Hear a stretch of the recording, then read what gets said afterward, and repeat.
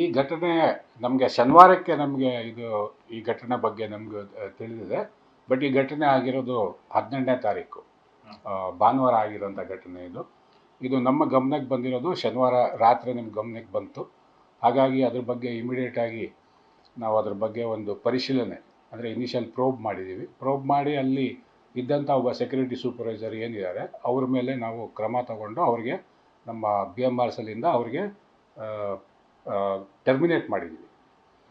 ಅವ್ರಿಗೆ ಕೆಲಸದಿಂದ ಸೆಕ್ಯೂರಿಟಿ ಡ್ಯೂಟಿಯಿಂದ ಅವರಿಗೆ ಟರ್ಮಿನೇಟ್ ಮಾಡಿಬಿಟ್ಟಿದ್ದೀವಿ.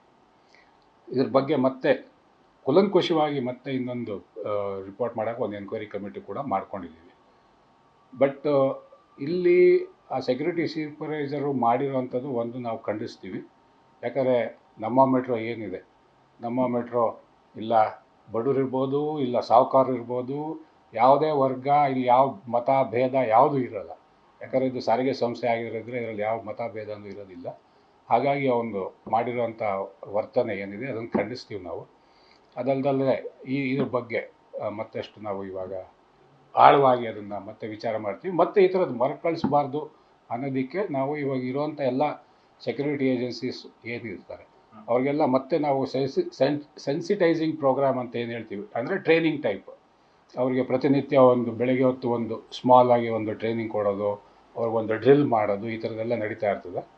ಸೊ ಈ ಎನ್ಕ್ವೈರಿ ಬಂದ ಮೇಲೆ ಮತ್ತೆ ಏನಾರು ಇದರಲ್ಲಿ ಇಂಪ್ರೂವ್ಮೆಂಟ್ ಮಾಡ್ಬೋದು ಅನ್ನೋದು ಕಂಡು ಬಂದರೆ ಅದನ್ನು ಕೂಡ ನಾವು ಮಾಡ್ತೀವಿ. ಸರ್, ಈಗ ಆ ಇನ್ಸಿಡೆಂಟಲ್ಲಿ ಬರೀ ಸೂಪರ್ವೈಸರ್ ಮಾತ್ರ, ಅಲ್ಲಿ ಪಕ್ಕದಲ್ಲೂ ಇರ್ತಾರೆ, ಅವ್ರು ಏನು ರಿಯಾಕ್ಟ್ ಮಾಡೋದಿಲ್ಲ, ವಿಡಿಯೋ ಕೂಡ ನೋಡಿದ್ರೆ ಗೊತ್ತಾಗುತ್ತೆ. ಅಲ್ಲ, ಇವಾಗ ಏನಾಗುತ್ತೆ, ಅದರಲ್ಲಿ ಇಬ್ಬರು ಬ್ಯಾಗೇಜ್ ಸ್ಕ್ಯಾನರು ಟೋಪಿ ಹಾಕ್ಕೊಂಡು ಇದು ಮಾಡ್ಕೊಂಡಿರೋರು ಬ್ಯಾಗೇಜ್ ಸ್ಕ್ಯಾನಿಂಗ್ ಚೆಕಿಂಗ್ ಮಾಡ್ತಿರೋರು ಇರಬೇಕು. ಅದು ಅದಲ್ದಲ್ಲೇ ಅಲ್ಲಿ ಪಕ್ಕದಲ್ಲಿದ್ದಂಥ ಇನ್ನೊಬ್ಬರು ಸೆಕ್ಯೂರಿಟಿ ಸೂಪರ್ವೈಸರ್ ಇದ್ದರು. ಬಟ್ ಅದರಲ್ಲಿ ಇದು ಮಾಡಿರೋದು ಈ ಇನ್ನೊಬ್ಬರು ಸೆಕ್ಯೂರಿಟಿ ಸೂಪರ್ವೈಸರು. ಯಾರು ಅದಕ್ಕೆ ಡೈರೆಕ್ಟಾಗಿ ಜವಾಬ್ದಾರ ಆಗಿದ್ರು ಅವ್ರಿಗೆ ಮಾತ್ರ ನಾವು ಇವಾಗ ತೆಗೆದಾಕಿದ್ದೀವಿ. ಮತ್ತು ಅಲ್ಲಿದ್ದಂಥ ಎಲ್ಲ ಸೆಕ್ಯೂರಿಟಿ ಮೇಲೆ ಒಂದು ಎನ್ಕ್ವೈರಿ ಕೂಡ ನಾವು ಮಾಡ್ತಾ ಇದ್ದೀವಿ. ಇವಾಗ ಹೆಸರು ಹೇಳಿ ಅದರಿಂದ ಪ್ರಯೋಜನ, ಬಟ್ ಅವ್ರಿಗೆ ತೆಗೆದಾಕಿದ್ದೀವಿ. ಯಾರು ಅದಕ್ಕೆ ಡೈರೆಕ್ಟಾಗಿ ಇನ್ವಾಲ್ವ್ ಆಗಿದ್ದಾರೋ, ಯಾರು ಅದನ್ನು ಇದು ಮಾಡ್ತಿದ್ದಾರೋ ಅವ್ರನ್ನ ನಾವು ತೆಗೆದಾಕಿದ್ದೀವಿ. ಸರ್, ಈಗ ಬಿಡದಿಗೆ ಮೆಟ್ರೋ ಮಾರ್ಗ ಮಾಡೋಕ್ಕೆ ಟೆಂಡರ್ ಕರೆದಿದ್ದಾರೆ, ಅಧ್ಯಯನ ಮಾಡೋಕ್ಕೆ ಕಾರ್ಯಸಾಧ್ಯತೆ ಕಾರ್ಯಾಚರಣೆ ಅಂದರೆ ಇವಾಗ ನಾವು ಯಾವುದೇ ಮೆಟ್ರೋ ನಾವು ಪ್ರಾಜೆಕ್ಟ್ ತಗೊಳ್ಳೋಕ್ಕಿಂತ ಮುಂಚೆ ನಾವು ಅದಕ್ಕೆ ಒಂದು ಫೀಸಿಬಿಲಿಟಿ ಸ್ಟಡಿ ಮಾಡಬೇಕಾಗತ್ತೆ. ಆ ಫೀಸಿಬಿಲಿಟಿ ಸ್ಟಡಿ ಮಾಡೋದಕ್ಕೆ ಲಾಟ್ ಆಫ್ ಸರ್ವೇಸ್ ಮಾಡಬೇಕು, ಟ್ರಾಫಿಕ್ ನೋಡಬೇಕು, ಆ ಏರಿಯಾದಲ್ಲಿ ಏನೋ ಪ್ಯಾಸೆಂಜರ್ ಓಡಾಟಗಳು ನೋಡಬೇಕು, ಈ ಥರದ್ದೆಲ್ಲ ಇರ್ತದೆ. ಸೊ ಅದು ಮಾಡೋದಕ್ಕೆ ಒಂದು 3-4 ತಿಂಗಳು ತನಕ ಹಾಗೇ ಆಗುತ್ತೆ. ಒಂದೊಂದು ಫೀಸಿಬಿಲಿಟಿ ರಿಪೋರ್ಟ್ ಮಾಡಬೇಕು ಅಂದರೆ ಎಲ್ಲ ಅಧ್ಯಯನ ಮಾಡಬೇಕಾಗುತ್ತೆ. ಅಲ್ಲಿ ಓಡಾಡೋವಂಥ ಜನರು ಯಾರು ಓಡಾಡ್ತಾರೆ, ಹೆಂಗೆ ಓಡಾಡ್ತಾರೆ, ಯಾವ ವಿಧಾನದಲ್ಲಿ ಓಡಾಡ್ತಿದ್ದಾರೆ, ಮೆಟ್ರೋ ಹಾಕಿದ್ರೆ ಅವರು ಈ ವಿಧಾನ ಬಿಟ್ಟು ಈ ಮೆಟ್ರೋಗೆ ಬರ್ತಾರೆ, ಇವೆಲ್ಲ ನಾವು ಸ್ಟಡಿ ಮಾಡಬೇಕಾಗತ್ತೆ. ಅದನ್ನೇ ನಾವು ಫೀಸಿಬಿಲಿಟಿ ರಿಪೋರ್ಟ್ ಅಂತ ಮಾಡೋದು. ಸೊ ಆ ಫೀಸಿಬಿಲಿಟಿ ರಿಪೋರ್ಟ್ ಬಂದ ಮೇಲೆ ಅದ್ರ ಮೇಲೆ ಅದು ಫೀಸಿಬಿಲಿಟಿ ರಿಪೋರ್ಟ್ ಬಂದು ಇವಾಗ ಈ ಪ್ರಾಜೆಕ್ಟು ಏನೋ ಫೀಸಬಲ್ಲ ನಾಟ್ ಫೀಸಬಲ್ ಅನ್ನೋದು ಅದ್ರ ಮೇಲೆ ಗೊತ್ತಾಗುತ್ತೆ. ಸರ್, ಈಗ ಇವತ್ತಿಂದ ಇದು 3 ನಿಮಿಷಕ್ಕೊಂದ್ಸಲ ಮೆಟ್ರೋ ಬಿಡಬೇಕು ಅಂತ ಒಂದಾಗಿದೆ ಸರ್, ಅದ್ರ ಬಗ್ಗೆ ಹೇಳೋದಾದ್ರೆ? ಸೊ ಇವಾಗ ನಾವು ಯಾವಾಗ ನಮಗೆ ಪೀಕ್ ಅವರ್ಸ್, ಮಾರ್ನಿಂಗ್ ಪೀಕ್ ಅವರ್ಸಲ್ಲಿ ಏನು ನೋಡ್ತೀವಿ ನಾವು, ಈ ಅಪ್ಲೈನ್ ಅಂದರೆ ನಾವು ಮೆಜೆಸ್ಟಿಕ್ಕಿಂದ ವೈಟ್ ಫೀಲ್ಡ್ ಕಡೆ ಹೋಗುವಂಥದ್ದು ಆ ಸಾಮಾನ್ಯ ಜನರ ದಟ್ಟಣೆ ಜಾಸ್ತಿ ಆಗ್ತಿತ್ತು ಮೆಜೆಸ್ಟಿಕ್ಕಲ್ಲಿ. ಯಾಕಂದರೆ ಅದು ಇಂಟರ್ಚೇಂಜ್ ಸ್ಟೇಷನ್ ಬೇರೆ ಕೂಡ ಅಲ್ವಾ.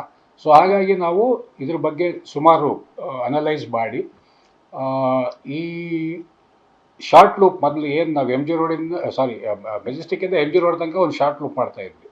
ಒಂದು 3-4 ಟ್ರಿಪ್ಪು ಶಾರ್ಟ್ ಲೂಪ್ ಮಾಡ್ತಿದ್ವಿ, ಯಾಕಂದರೆ ಕ್ರೌಡ್ ಕ್ಲಿಯರಿಂಗ್ ಅಟ್ ಮೆಜೆಸ್ಟಿಕ್ ಅನ್ನೋದಕ್ಕೆ. ಸೊ ಅದನ್ನು ನಮಗೆ ಅದರಿಂದ ಸಹಾಯ ಆಗಲಿಲ್ಲ ಮಾಡಿದ್ದು. ಸೊ ಅದಕ್ಕೆ ನಾವು ಇವಾಗ ಏನು ಮಾಡಿದ್ವಿ ಅಂದರೆ ಮತ್ತೆ ಮುಂದುವರಿಸಿದ್ವಿ, ಇಲ್ಲಿಂದ ಮೆಜೆಸ್ಟಿಕ್ಕಿಂದ ಅಪ್ ಟು ಗರುಡಾಚಾರ್ಪಾಳ್ಯ. ಯಾಕಂದರೆ ಇವಾಗ IT ಅವ್ರಿಗೆಲ್ಲ ವರ್ಕ್ ಫ್ರಮ್ ಆಫೀಸ್ ಅನ್ನೋದು ಒಂದು ಕಂಪಲ್ಸರಿ ಮಾಡಿದ್ದಾರೆ.